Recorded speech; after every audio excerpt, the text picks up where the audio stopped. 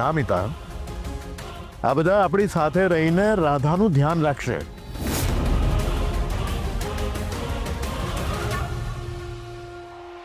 રાધાનો પરિવાર હવે આપણી સાથે જ રહેશે. હા તો તમે બહુ સારું કર્યું ભાઈ. હવે આપણે બધા સાથે મળીને રહીશું. રાધાને ગમશે.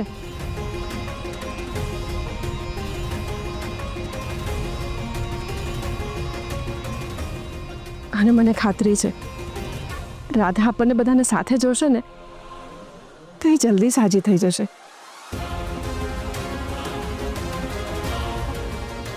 તમને વાંધો ના હોય તો હું રાધા પાસે જઈને થોડી વાર બેસી શકું?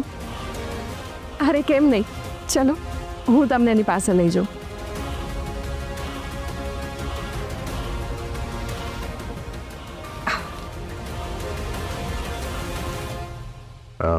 તમે લોકો ફ્રેશ થઈ જાઓ પછી આપણે સાથે જમીએ. ઠીક છે પપ્પાજી. ઉર્મિલાબેન, આ તમારું જ ઘર છે, સો ફીલ કમ્ફર્ટેબલ. આવો, હું તમને તમારો રૂમ દેખાડી દઉં. ચા.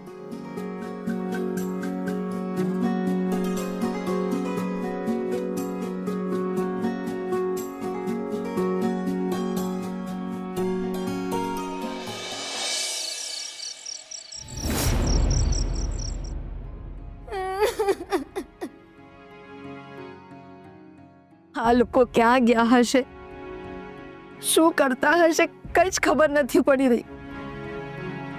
આવી પરિસ્થિતિમાં કયા મોઢે શૌર્યને ફોન કરીને પૂછવું એ પણ નથી સમજાઈ રહ્યો.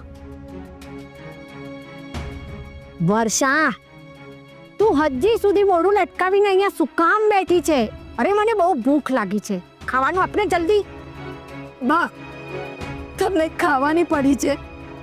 રાધાનો પૂરો પરિવાર રસ્તા પર આવી ગયો છે. બા, હું તમને નથી કહી રહી, પણ શું કિયારાએ કરાવ્યું મારી જોડે, શું એ યોગ્ય છે? જો શું યોગ્ય છે ને શું નથી એ અમે નથી જાણતા, પણ તારે જો આ ઘરમાં રહેવું હોય અને તારા દીકરાને સારી રીતે ભણાવવો હોય ને તો કિયારાનું કહેલું માનવું પડશે, સમજી? તારા લાલચી અને નાલાયક પતિથી આ કિયારા તને બચાવી શકે છે, સમજી ને? અને તું પણ ખરી છે વર્ષા. અરે આટલા મોટા આલિશાન ઘરમાં રહેવા મળે છે તો શાંતિથી રહે ને. રાધાના પરિવારની ચિંતા કરવાની શું જરૂર છે? અરે રાધાનું છે ને વિચારવા માટે, એનો પરિવાર હજી જીવે છે. અરે એનો પતિ પણ છે, એ લોકો જોઈ લેશે એમનું. તું અત્યારે તારું અને તારા દીકરાનું વિચાર. પણ બા, એ હવે છાનીમાની રહે ને. કિયારાના આવવાનો સમય થઈ ગયો છે, એની સામે કોઈ નાટક નથી જોઈતું, સમજી?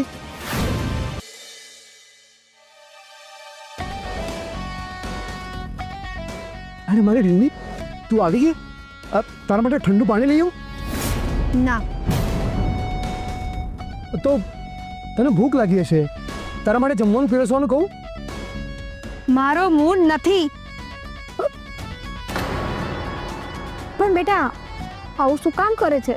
થોડુંક તો જમી લે. તમને લોકોને એક વાર કહું છું, સમજાતું નથી? લાગે છે તમે લોકો મને શાંતિથી જીવવા જ નહીં દો. કિયારા,